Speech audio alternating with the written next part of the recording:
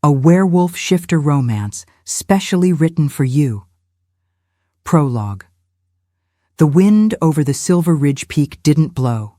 It screamed, a jagged sound that tore through the pines and bit into the skin of the 200 wolves gathered at the edge of the dead zone. At the center of the clearing stood Elias, his thin frame shivering beneath a tattered tunic that offered no protection against the frost. He was 18, but in the eyes of the Silver Ridge, he was an evolutionary error. He had no scent, a biological ghost, and despite the blood of high-ranking warriors in his veins, his wolf had never stirred. To the pack, he was the Hollow, a vessel that refused to fill. "Step forward, Elias," the High Alpha, Silas, commanded. Silas was a mountain of a man, his chest encased in dark, scarred plate armor, draped in a massive cloak of gray wolf fur that billowed like smoke in the gale. His eyes, cold and yellow, held no fatherly pity, only the grim resolve of a man discarding a broken tool. Elias moved, his bare feet treading softly on the permafrost. Beside him, the pack's blacksmith, a man with soot-stained hands and a face like hammered iron, stepped forward. He carried the tether of the damned, a 6-foot length of heavy, ancient silver chain. The sound of the metal clinking was a death knell. The crowd went silent. "You have been fed by our kills for 18 winters," Silas roared, his voice carrying over the snapping of frozen branches. "You have taken from the strength of the pack while offering nothing but a mouth to feed. Tonight, you pay the debt. You will be the light that draws the Void-Stalkers away from our borders. You will be the bait that keeps the hunger of the dark at bay." The blacksmith knelt and clamped the silver shackle around Elias's ankle. The cold of the metal was absolute, a freezing bite that seemed to sap the very warmth from Elias's marrow.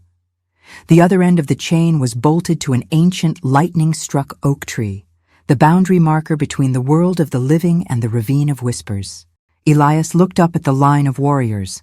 He saw his brothers, their faces hidden behind steel visors and fur hoods, refusing to meet his gaze.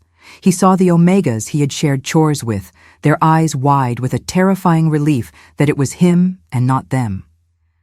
"Does it not bother you?" Elias's voice was small, but it cut through the wind. "To send one of your own to be torn apart in the dark?" Silas stepped closer, the smell of musk and wet fur overwhelming. He leaned down, his bearded face inches from Elias's. "To be one of our own, Elias, you must have a wolf. You are just a boy, and a boy is a small price to pay for the safety of a kingdom." The Alpha stood and raised a hand. "The sun is down. The moon is hidden. Leave him to the shadows." With a rhythmic stomp of boots, the pack turned. They retreated back toward the warmth of the great hall, their torches flickering out one by one until the only thing left was the oppressive, suffocating blackness of the ravine. Elias sank to his knees, the silver chain rattling against the frozen earth. The forest here was different. The trees didn't sway. They twitched. The shadows didn't move with the wind. They slithered. Then came the sound, a low, wet clicking from the depths of the ravine.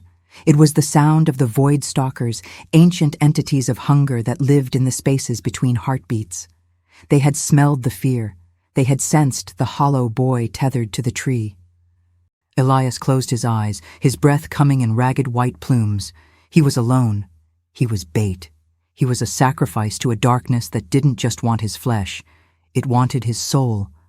But as the first pair of glowing violet eyes manifested in the brush only 10 feet away, a strange sensation began to stir in the center of Elias's chest. It wasn't the heat of a wolf's rage. It was a cold, piercing clarity, like the strike of a diamond.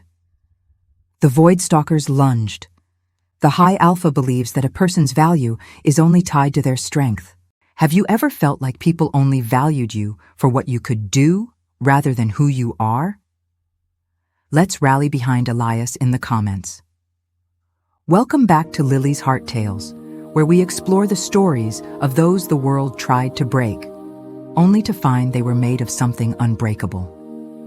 If you are new to the pack, welcome home. Go ahead and hit that subscribe button and turn on the notification bell. You don't want to be left in the dark when the moon marks its chosen. To my loyal viewers who have been here since the first drop of silver, smash that like button to show the algorithm that the Omegas are taking over. Chapter 1. The lunging shadows weren't wolves. They were nightmares draped in smoke, creatures of the void that moved with a sickening, liquid grace. As the first beast leapt, its jaw unhinging to reveal rows of translucent, needle-like teeth, Elias didn't scream. He couldn't. The air had been sucked out of his lungs by a sudden localized vacuum. He braced for the impact, for the tearing of flesh and the end of his short, shadowed life. But the strike never landed. The Void-Stalker slammed into an invisible barrier inches from Elias's face. There was a sound like glass shattering in a cathedral, a high, melodic ring that vibrated through the silver chain at his ankle. The monster recoiled, its smoky form flickering as if hit by a physical gust of wind. It let out a sound that wasn't a growl, but a distorted, multitonal shriek of confusion. Elias opened his eyes. The world had gone silent. The screaming wind of the Silver Ridge was gone, replaced by a low, rhythmic humming that seemed to emanate from the earth itself. He looked down at his hands. They weren't shaking anymore. In fact, they weren't pale. A soft, pearlescent glow was beginning to seep through his skin, tracing the veins in his arms like liquid moonlight. "I am the bait," Elias whispered, his own voice sounding distant, as if echoing from the bottom of a deep well. "But I am not the meal." The pack of Void-Stalkers circled him, their violet eyes narrow and wary. They sensed the hollow they had been promised, but the hole where Elias's wolf should have been was no longer empty. It was filling with something far older than the shifter curse, something that had been waiting for a vessel empty enough to hold it. One by one, the creatures began to prowl backward, their bellies low to the ground. They weren't leaving because they were full. They were leaving because the boy was beginning to burn. The silver chain around his ankle began to glow a fierce, hot white. The metal didn't melt, but it hummed with a frequency that shattered the nearby stones.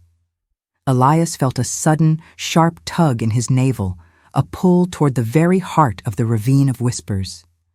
The tree he was tethered to groaned. The lightning-struck oak, a symbol of death, suddenly sprouted a single silver leaf from a blackened branch. Elias stood up. He didn't feel the cold. He didn't feel the fear. He reached down and touched the silver shackle. To the touch, it felt like silk. "You sent me to the dark to die," he murmured, looking back toward the distant, flickering torches of the village where his family had abandoned him. "But you forgot one thing. The dark is where the moon shines the brightest." With a sudden, violent crack, the bolt holding the chain to the tree snapped. Elias wasn't free. The chain was still locked to his leg, but he was no longer a prisoner of the boundary. He was a pioneer of the abyss. He turned away from the village and began to walk. Not toward safety, but deeper into the ravine. He was following the hum, descending into the throat of the world to find the source of the light that was currently rewriting his soul. The descent was a vertical nightmare of jagged slate and ancient rotted roots, but Elias moved with a grace he had never possessed. The silver chain trailed behind him, clinking against the rocks like a bell tolling in a submerged city. As he reached the floor of the Ravine of Whispers, the air changed. The oppressive stench of the Void-Stalkers vanished, replaced by the scent of ozone and crushed jasmine. There, at the very base of the world, sat a pool of liquid silver, a lunar well that shouldn't have existed. In its center stood a monolith of white stone, half buried in the earth. It was carved with runes that hummed in the same frequency as Elias's heartbeat. And embedded in the stone was the lunar aegis, a circlet of woven star metal that Silas, the High Alpha, had claimed was lost to history. "You didn't lose it," Elias whispered, the realization hitting him like a physical blow. "You buried it. You threw the Hollow Boys down here not as bait, but as a sacrifice to keep this power hidden." Silas knew that if a true Alpha ever claimed the Aegis, the era of strength through cruelty would end. He had been feeding the void with the lives of omegas to keep the seal on the well intact. Elias stepped into the silver water. It didn't feel wet. It felt like stepping into a warm memory. As he neared the monolith, the Void-Stalkers gathered at the rim of the ravine above, thousands of them, shrieking in a unified chorus of terror. They weren't attacking. They were mourning. They knew their reign of shadows was under threat. Elias reached out a glowing hand and touched the aegis. The world exploded in white. This wasn't a shift. There was no cracking of bones or sprouting of fur. Instead, Elias felt his soul expand.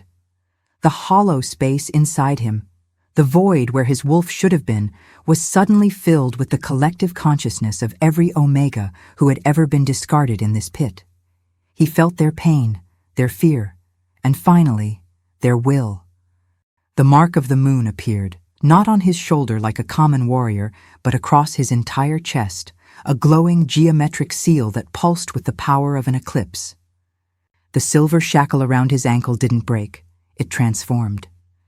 The heavy, crude iron turned into etched platinum, the chain shortening until it became a shimmering whip of light attached to his wrist, a weapon forged from his own captivity.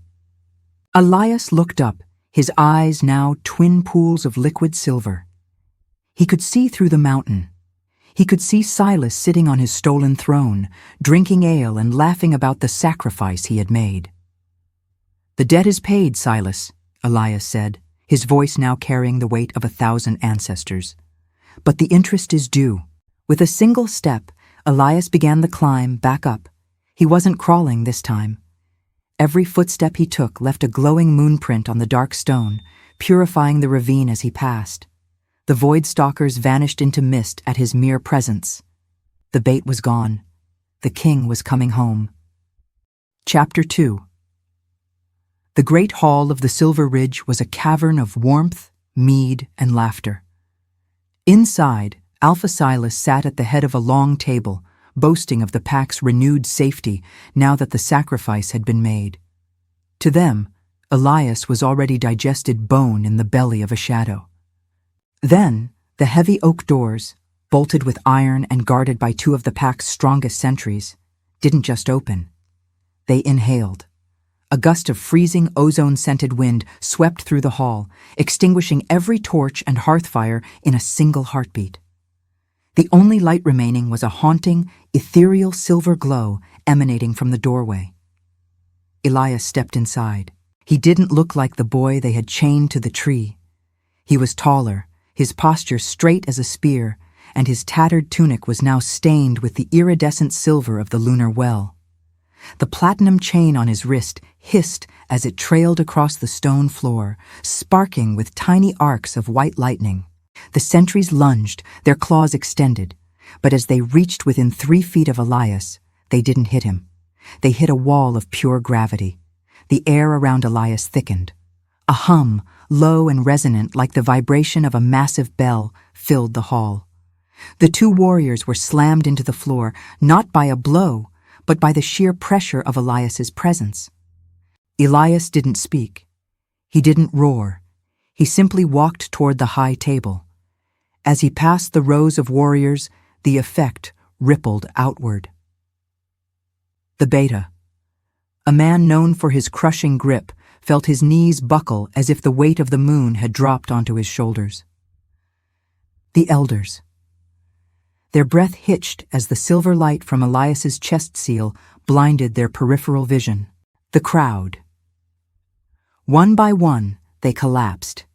It wasn't fear. It was an instinctive, biological submission. Their wolves, the primal spirits inside them, recognized a predator that sat above the food chain.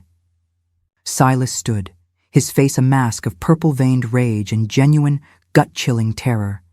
He tried to shift, his bones beginning to crack and grow, but the silver light in the room intensified. The shift was suppressed. Under Elias's aura, the wolf could not emerge. "You, hollow boy," Silas wheezed, struggling to keep his head up as his own throne seemed to push him down. "What have you brought into my house?" Elias stopped 5 paces from the Alpha. The silence was absolute. He didn't need to shout his power. The fact that Silas was gasping for air while Elias breathed calmly was the only proof required. Elias reached out and placed his hand on the heavy oak table. Where his fingers touched the wood, the grain turned to silver-leafed white stone. He looked Silas in the eye, eyes that were no longer human, but twin spheres of starlight. He didn't say a word, but the message echoed in the minds of everyone in the hall. The bait has returned, and he is very, very hungry for justice. With a final heavy thud, Silas's knees hit the stone. The high alpha of the Silver Ridge was kneeling before the boy he had sold for scraps. Silas was trembling, but it wasn't just from the gravity in the room. It was from the sound of his own ego shattering. He couldn't kill Elias in front of the pack, not while the boy pulsed with a light that looked more like a miracle than a curse. "He is not your brother!" Silas screamed, his voice cracking as he forced himself to stand against the crushing pressure. "Look at his eyes! Look at the cold silver in his veins! This is not the moon's blessing. It is a void demon wearing the skin of a boy we already sacrificed." The pack, still pinned to the floor, looked on with wavering eyes. Fear is a powerful tool, and Silas knew how to wield it better than a blade. "If he is truly the moon's chosen," Silas spat, "then let the earth itself judge him. To the north lie the Volcanic Barrens. The fire drake, Ignis Vein, has been scorching our borders for a decade. If the boy is holy, the fire will not touch him. If he is a demon, let him burn back to the hell he came from." It was a suicide mission. The Barrens were a wasteland of sulfur and flowing lava where the air itself could sear the lungs of a shifted wolf. Elias finally spoke. His voice didn't echo. It resonated, vibrating in the chests of everyone present. "I will go. Not because you command it, Silas, but because the fire drake is only a monster, because it has been starving, just like your people."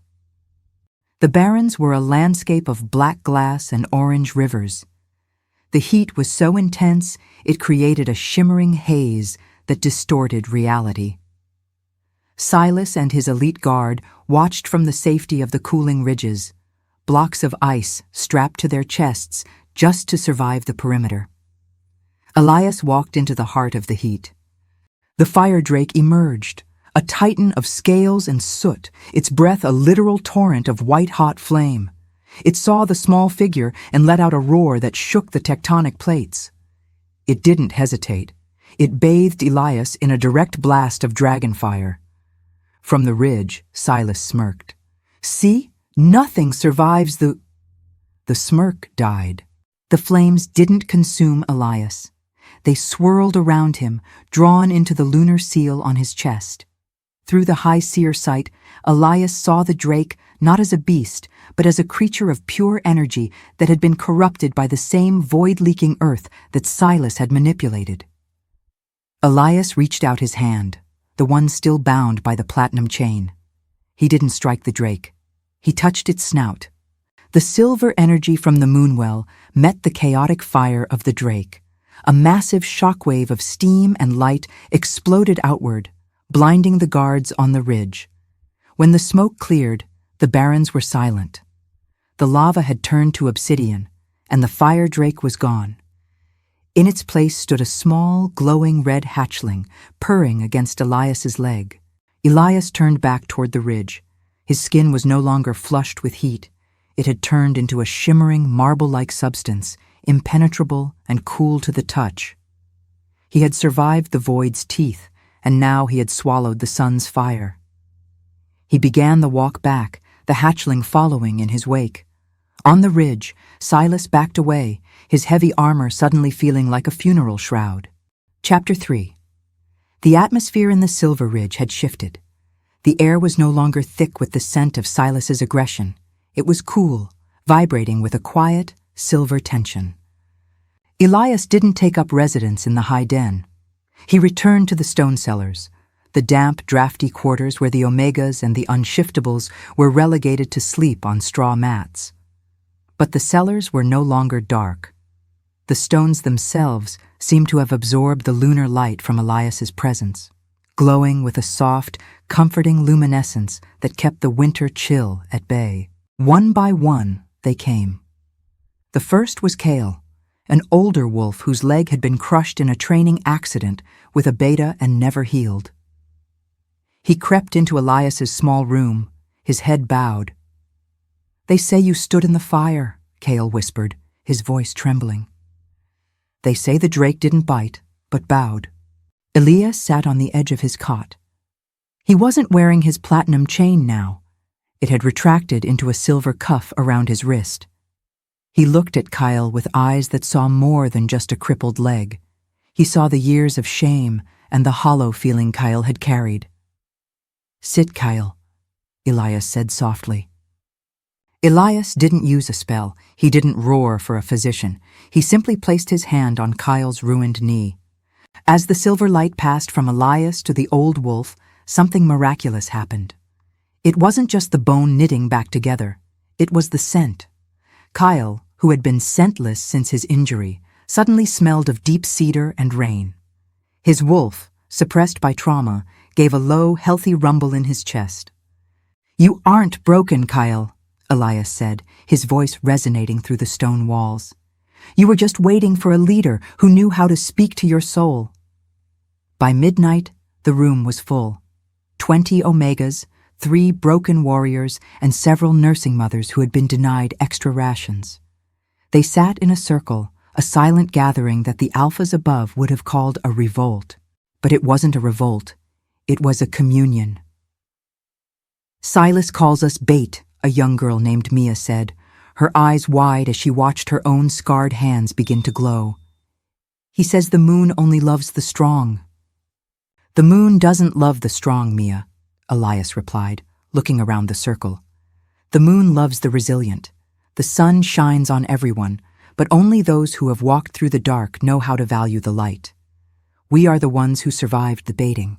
That makes us the strongest in the north." For the first time in the history of the Silver Ridge, the Omegas didn't look at the floor. They looked at each other. They saw not a group of victims, but a foundation. They realized that Elias wasn't just a boy who survived.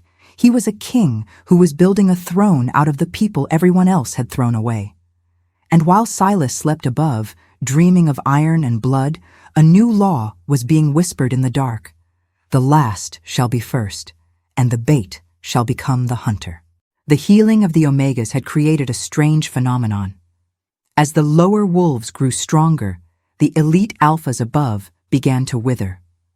I saw Silas from the shadows of the mezzanine, his skin graying, his hands trembling as he struggled to lift a golden chalice.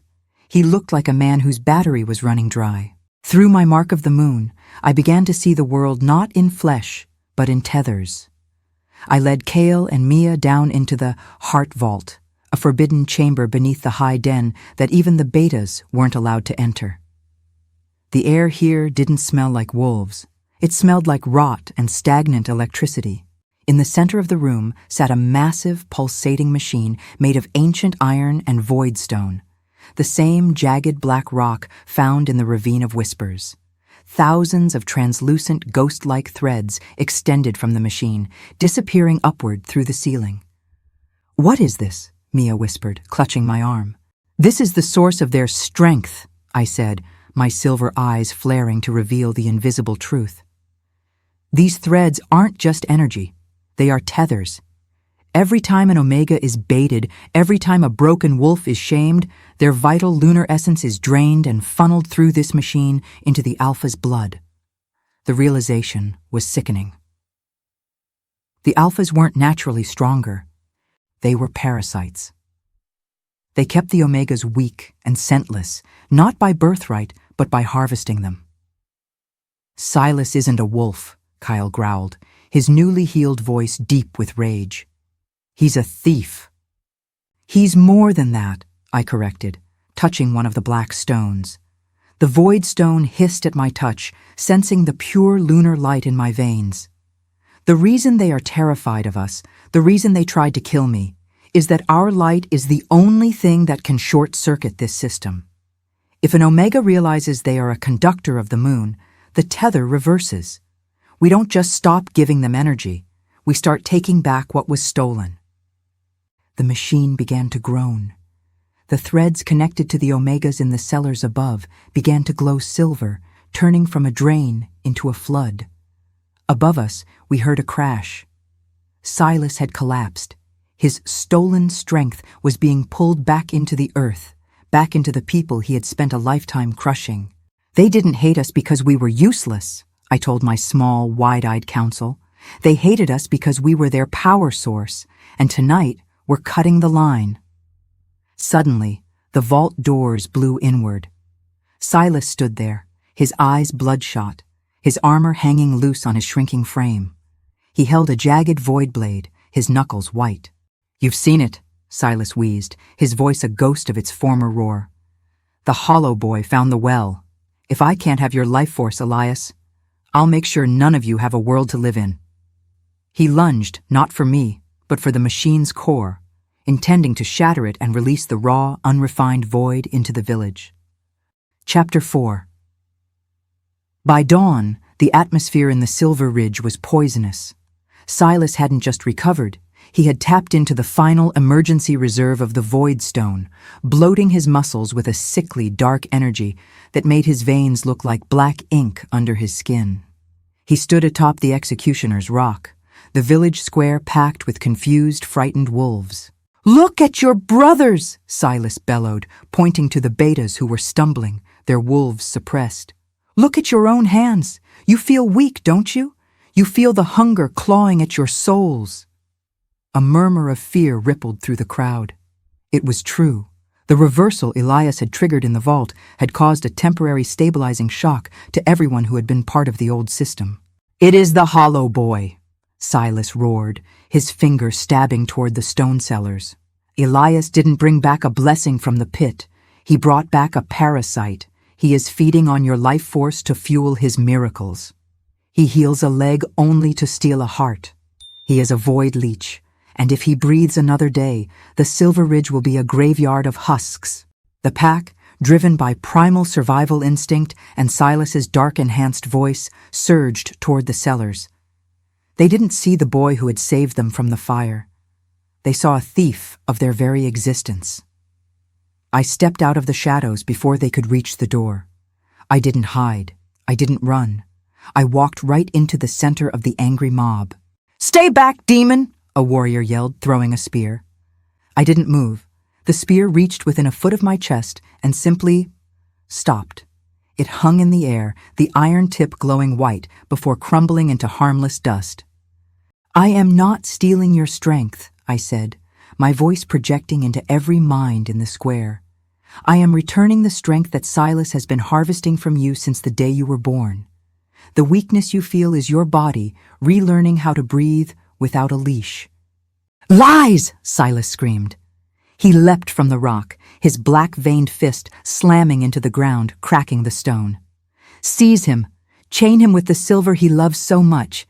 Today, we cut the cancer out of this pack." The elite guard, their eyes clouded by the void residue Silas had pumped into the air, swarmed me. I could have fought. I could have turned my platinum chain into a scythe and mowed them down. But Kale and Mia were watching from the doorway. If I fought them now, I would just be another alpha using violence to demand submission. "I will not fight my own blood," I whispered. I let them take me. I let them bind my arms with heavy, jagged iron. I let them drag me toward the wooden scaffold in the center of the square. As they forced me to my knees, I looked up at the sky. The moon was a pale ghost in the morning light, but I could feel it. Silas stood over me, his void blade raised. "Any last words, Bait?" "The sun is rising, Silas," I said, a calm smile touching my lips. "But the moon doesn't disappear just because you can't see it." The executioner's blade was a jagged shard of void stone, humming with a parasitic hunger. Silas held it high, his face contorted into a monstrous grin of triumph. "Die in the light of the sun, leech," he screamed. But as he swung the blade downward, the world didn't explode in red. It imploded into indigo. Above us, the midday sun was suddenly swallowed. It wasn't a cloud, it was a rare, total lunar eclipse, the shadow of the mother. A cold, diamond-sharp darkness fell over the silver ridge, and in that instant, the rules of reality flipped. The void blade in Silas's hand didn't strike my neck. It shattered. The darkness of the eclipse acted like a black light, revealing the astral truth of everyone in the square. A collective gasp of horror rose from the pack as they looked at their leaders. Silas. He no longer looked like a powerful alpha. In the eclipse's light, he appeared as a withered gray husk, his skin translucent and crawling with black, parasitic worms, the physical manifestation of the void energy he had stolen.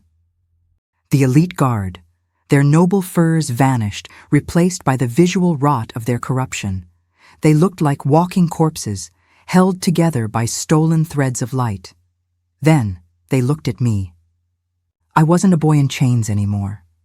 Under the eclipse, my body was a pillar of pure, radiant silver.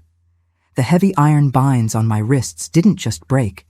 They turned into liquid starlight, flowing upward like gravity had reversed. The lunar aegis circlet materialized on my brow, glowing with a brilliance that made the eclipsed sky look dim.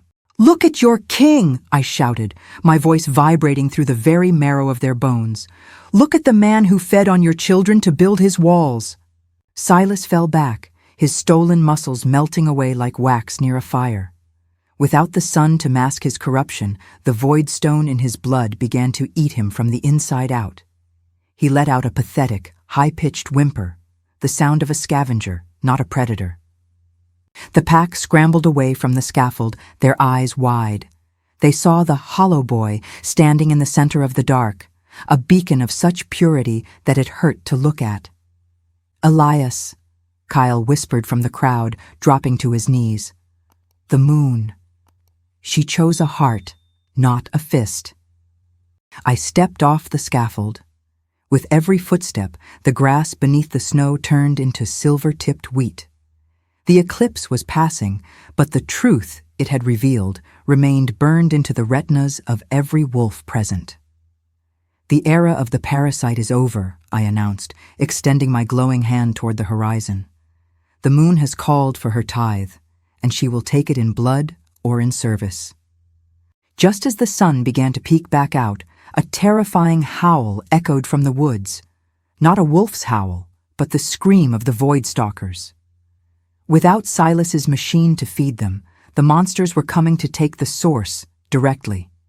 The true test was no longer the execution, it was the invasion. Chapter 5. The eclipse had passed, but the sunlight that returned felt thin and sickly.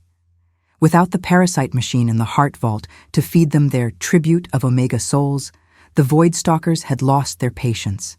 They were no longer content with scraps. They wanted the feast. A wall of absolute blackness rolled out from the forest, moving like a tidal wave of ink. Thousands of glowing purple eyes flickered within the mist. The sound was a chorus of grinding teeth and high-pitched shrieks that caused the elite warriors to drop their swords and clutch their ears in agony. "Defend the gates!" Silas screamed, but his voice was a pathetic rasp. He tried to shift, but his body only spasmed, a few patches of mangled, mangy fur sprouting on his withered arms. His stolen strength was gone, leaving him less than a pup. The pack's warriors were in shambles. Their muscles, once bloated with stolen energy, were now soft and heavy.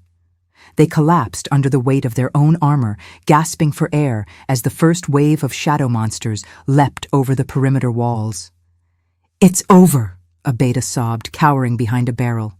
"We're hollow. We're all hollow now." "No," a voice rang out, steady and resonant. "You were just looking at the wrong source." I stepped into the center of the village square, but I wasn't alone.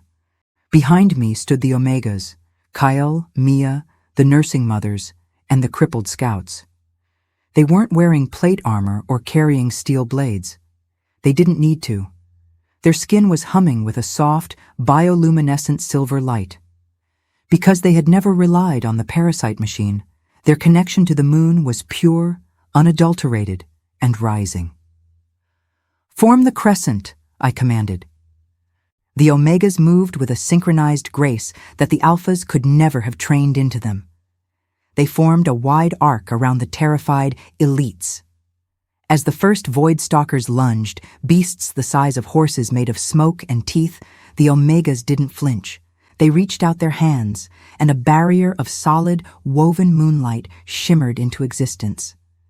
When the shadow monsters slammed into the barrier, they didn't just stop, they shattered. The void cannot exist where the true light shines. One by one, the Omegas began to walk forward, pushing the darkness back toward the forest. "The bait is now the shield!" Mia shouted, her eyes glowing with the fierce joy of a girl who had finally found her worth. I walked to the very front of the line. The platinum chain on my wrist extended, glowing with such heat that the snow beneath me turned to steam. I wasn't just defending, I was hunting. "You fed on the weak for too long," I whispered to the shadows. With a roar that wasn't a wolf's, but the sound of the moon crashing into the sea, I unleashed a wave of silver fire. It swept through the square, incinerating the Void-Stalkers and leaving the Omegas untouched. For the first time in history, the disposable were the only thing standing between the pack and total extinction. The lesser Void-Stalkers had been incinerated, but the air didn't clear. Instead, it grew heavy, smelling of ancient dust and cold iron. From the heart of the forest, a shape emerged that made the Alpha's previous nightmares look like bedtime stories. It was the Void Primordial, a towering entity of shifting smoke and jagged obsidian, its ribcage a cage of trapped souls. It was the source Silas had been making deals with. It didn't walk. It erased the ground beneath it. "Elias, fall back!" Silas screamed from the dirt, his voice cracking.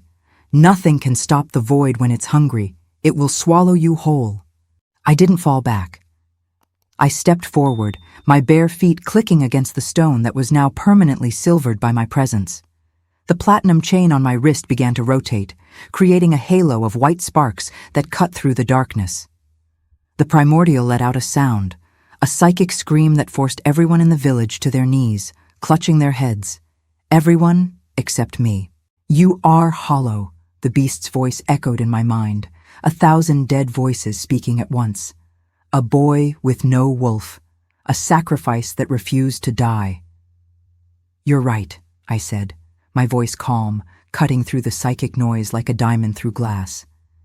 "I am hollow. That is why you cannot defeat me. You can only devour what is full of ego and pride. But me? I am a vessel for the moon, and the moon is a mirror." The primordial lunged, a massive claw of obsidian swiping toward my head. I didn't dodge. I didn't raise a shield. I simply reached out and grabbed the creature's arm with my bare hand. The moment my skin touched the void, the mark of the moon on my chest erupted. The silver light didn't just push the darkness back, it began to purify it.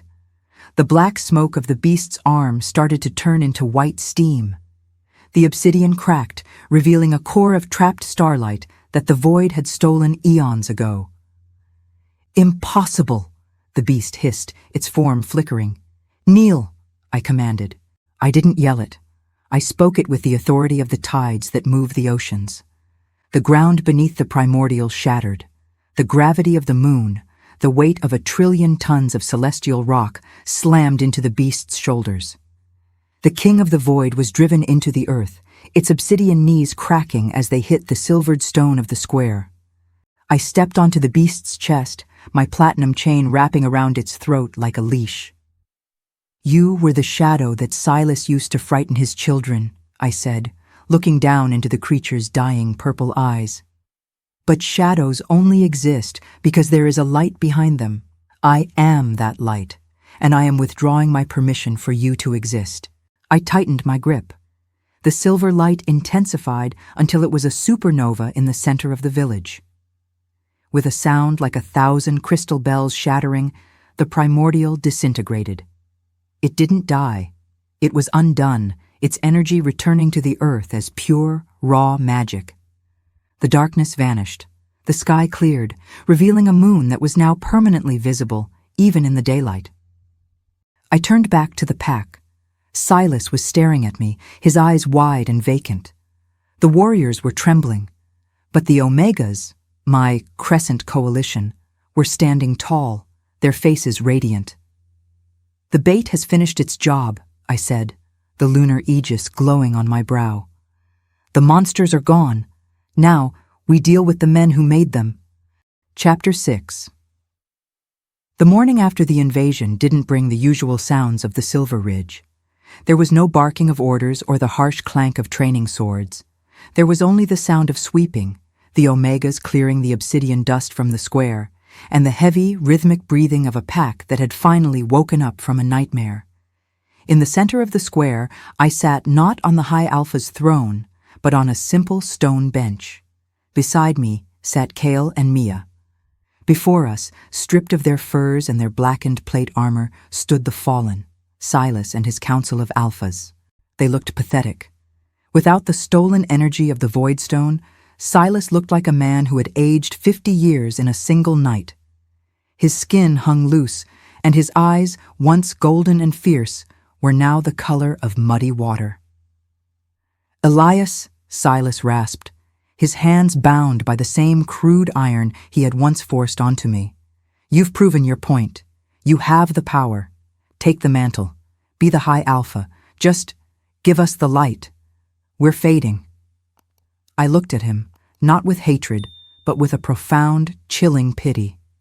"You still don't understand, Silas," I said, my voice carrying to the edges of the square where the rest of the pack watched in total silence. "The light isn't a commodity to be traded. It's a reflection of the soul. I didn't take your strength. The moon simply stopped recognizing your right to hold it." Kyle stepped forward, his heeled legs strong and steady. "You called us bait. You used our souls to fuel your vanity while we froze in the cellars. Why should the moon give you anything but a grave?" A tremor of fear went through the fallen Alphas. They expected an execution. They expected me to use my platinum whip to end their lives the way they would have ended mine. "I am not an executioner," I announced, standing up. The lunar aegis on my brow pulsed with a soft, steady rhythm. "The law of the claw is dead. The new law is the law of utility. You used the Omegas because you thought they were useless. Now, you will learn the value of the work you despised." I gestured to the ruins of the village and the scorched fields beyond the gates. "You are hereby stripped of your ranks," I declared. "You will not be exiled. You will stay, but you will serve. You will till the fields you let wither. You will rebuild the homes of the families you neglected. You will sleep in the stone cellars you relegated us to until the day your own wolves, purified by labor and humility, return to you. If they ever do." Silas let out a choked sob. To a man who had lived his life as a god among men, being a servant was a fate worse than death. "You can't do this!" one of the councilmen yelled. "We are Alphas. We were born to lead." "You were born to protect," I corrected, my silver eyes flashing with a sudden sharp intensity. "And you failed. Leading is a privilege granted by the people, not a right granted by your bloodline. Guards, take them to the cellars." As the fallen were led away by the very Omegas they once mocked, a strange thing happened. The pack didn't cheer for blood. They exhaled. The atmosphere of the Silver Ridge felt lighter, as if a great weight had been lifted from the earth itself. The trial was over. The hierarchy was broken. And for the first time in history, the disposable were the ones holding the keys. The news of the Silver Ridge's transformation spread like wildfire through the northern territories. Stories of a hollow boy who broke the void and forced High Alphas to till the earth reached the ears of the neighboring clans, the Iron Claw, the Frost Fang, and the Shadow Runners. They didn't come to congratulate us. They came with war parties. 7 High Alphas arrived at our gates, a sea of fur, steel, and snarling wolves. They expected to find a pack in chaos, weakened by the loss of Silas's leadership. Instead, they found the gates wide open. No guards stood on the walls. No archers aimed from the towers. I stood in the center of the village square, dressed in a simple white tunic, the platinum chain now a delicate filigree resting against my skin. I was surrounded by omegas who were gardening, teaching children, and singing songs that felt like moonlight made audible. "Where is your army, boy?"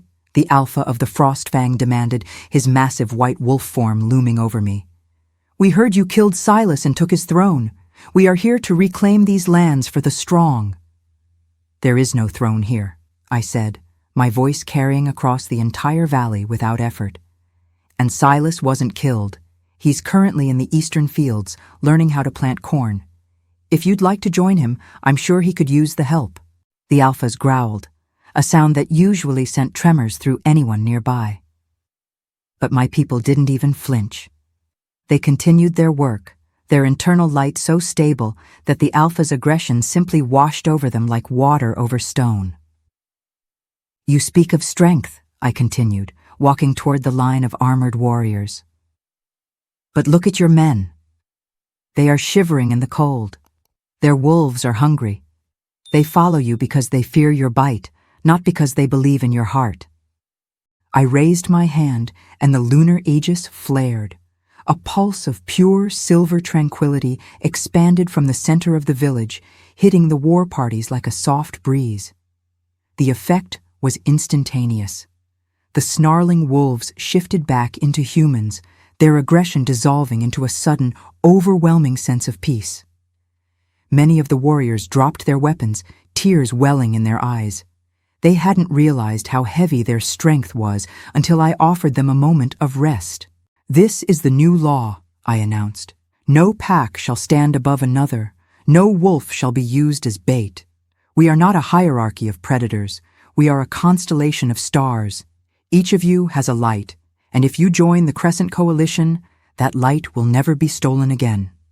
One by one, the alphas, men who had spent their lives fighting for inches of dirt, looked at their hands. They looked at the omegas of the Silver Ridge, who were healthy, radiant, and free. The alpha of the Shadowrunners was the first to kneel. He didn't do it out of fear. He did it because he saw a future where his children wouldn't have to die to prove they were worthy. "The Shadowrunners follow the moon," he whispered. By sunset, 7 banners were lowered, and one was raised, a simple silver crescent on a field of midnight blue. The North was no longer a collection of warring tribes. It was a single, breathing entity, unified by the boy who was once meant to be its sacrifice. The epilogue. 50 winters had passed since the night of the great eclipse, yet the Silver Ridge did not look like the fortress of stone and iron it once was. It had become a sanctuary of glass, white wood, and living greenery. The dead zone was no longer a place of shadows. It was now the lunar gardens, where the air hummed with the songs of birds that lived only in the presence of pure magic. Elias stood on the highest peak of the ridge, overlooking a valley that stretched as far as the eye could see. He was no longer a boy, but time had been kind to him. His hair was the color of winter frost, and his eyes remained twin pools of liquid starlight, as clear and piercing as they had been the day he stepped out of the ravine. Beside him sat a massive, silver-furred wolf, not a shifter, but a spirit guardian born of the moon's will. Below, the world was at peace. The Crescent Coalition had grown to include every pack in the known world. There were no omegas or alphas in the old sense. There were only citizens, each contributing their unique light to the whole. The Stone Cellars had long ago been converted into a great library, where the history of the baiting era was taught to pups so they would never repeat the mistakes of the past. A young girl, barely 7 years old, climbed the steep path to the peak. She wasn't an alpha's daughter. She was a foundling, a child with no scent, much like Elias had been. "Grandfather Elias," she whispered, tugging at his white fur cloak. "The elders say that once the moon was a secret. They say we were used to lure the dark." Elias knelt, his movements as fluid as the tides. He reached out and touched the girl's forehead. A faint silver crescent shimmered there for a moment before fading into her skin. "We were," Elias said, his voice a low, comforting resonance. "But the dark didn't know that bait is only bait until it decides to be the light. Remember, little one, The world will try to tell you that you are hollow. But a hollow vessel is the only thing that can be filled with the stars. He looked out over the horizon. In the distance, he saw the faint, ghostly silhouettes of the Void-Stalkers. They still existed, for shadows are a part of the world's balance, but they stayed at the very edges of the map, held back by the collective radiance of a unified people. Elias wasn't just a king. He had become the eternal sentinel. As long as he breathed, and as long as his story was told, the silver chain would remain a symbol of power, not of slavery. The boy who was thrown to the monsters had ended up becoming the moon that kept them at bay. He closed his eyes, feeling the pulse of millions of hearts beating in rhythm with his own. The debt was paid, the north was warm, and the moon was finally home. Elias's legacy wasn't built on the enemies he killed, but on the children who grew up never knowing what it felt like to be useless. What kind of legacy do you want to leave behind? How do you want to be remembered? Thank you for being part of this journey on Lily's Heart Tales. If you enjoyed this Underdog shifter romance, check out my other stories on the channel. Stay radiant, stay resilient, and remember, the moon sees you.